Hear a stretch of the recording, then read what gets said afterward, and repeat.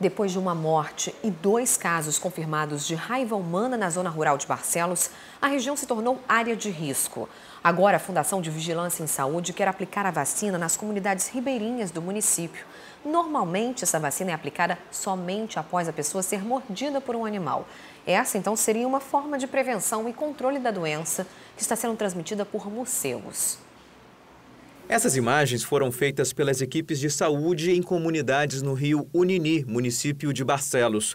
Técnicos investigam novos casos suspeitos de raiva, vacinam animais e aplicam pasta vampiricida para reduzir a população de morcegos.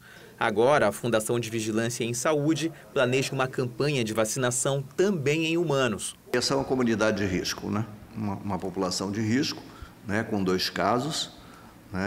Isso realmente é um fator que preocupa a saúde pública e outra que essa doença é uma doença que ela tem praticamente 100% das pessoas que são infectadas, que fazem a doença, que vão a óbito. Um adolescente que morava em Barcelos foi mordido por morcego e morreu no pronto-socorro 28 de agosto.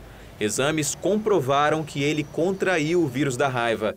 A irmã dele, de 10 anos, segue internada em estado gravíssimo na Fundação de Medicina Tropical.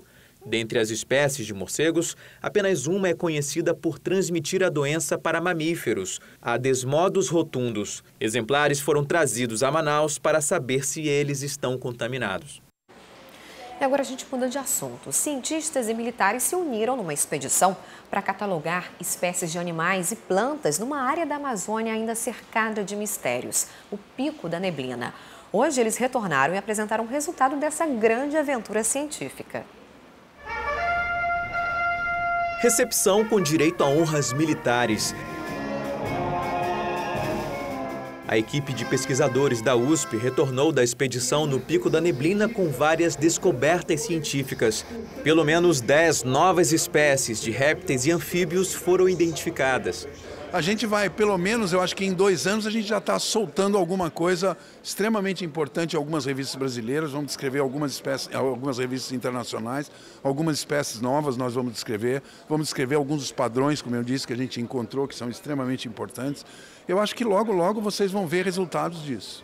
Mais de 100 militares receberam a missão de levar os cientistas ao ponto mais alto do Brasil, o Pico da Neblina, com 2.995 metros, situado no município de Santa Isabel do Rio Negro, a 780 quilômetros de Manaus. Em 2 semanas, eles coletaram 1.500 exemplares de plantas, mamíferos, aves, répteis e anfíbios. Os pesquisadores ficaram surpresos ao notar que as espécies de animais e plantas encontradas no Pico da Neblina são completamente diferentes das que ficam abaixo, na floresta. Isso traz informações importantes sobre o passado da Amazônia e sobre o futuro do planeta. Porque a gente pode agora aprender um pouco sobre como mudanças de clima, mudanças ambientais, levam a mudanças nos ambientes, nas florestas, por exemplo, e na distribuição dos bichos e das plantas. Aprendendo sobre como os organismos responderam a mudanças no passado, a gente pode começar a prever ou entender melhor como os organismos vão responder a mudanças do futuro. E em Parintins, estudantes da rede pública lançam revista com artigos sobre um problema que há muito tempo incomoda o município: a lixeira pública.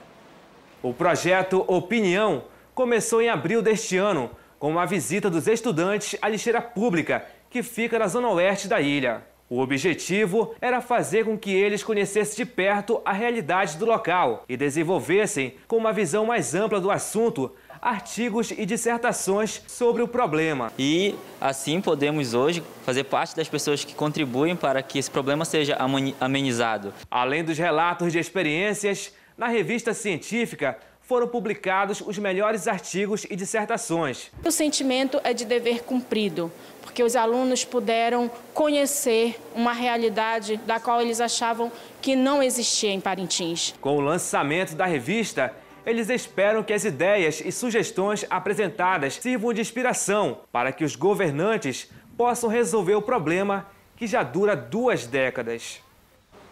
E as inscrições para o concurso da Defensoria Pública do Estado do Amazonas, que terminariam hoje, foram prorrogadas até sexta-feira ao meio-dia. São oferecidas 60 vagas e as inscrições só podem ser feitas pela internet. nos sites da Defensoria Pública e da Fundação Carlos Chagas. O valor da taxa é de R$ 90 para os cargos de nível superior e R$ 70 para os cargos de nível médio. Os salários variam de R$ 3.400 a R$ 6.000. As provas serão aplicadas no dia 4 de fevereiro de 2018 em locais que ainda serão definidos. Além de Manaus, tem vaga para Parintins, Tefé, Humaitá, Itacoatiara e Tabatinga. E daqui a pouco a gente volta com a alegria de mais de 100 crianças que tiveram uma manhã bem diferente. Muitas foram pela primeira vez para uma sala de cinema. E o fim de semana foi de expectativa para as apresentações do 21º Festival de Cirandas, em Manacapuru. Agora, 6h28, eu volto já já.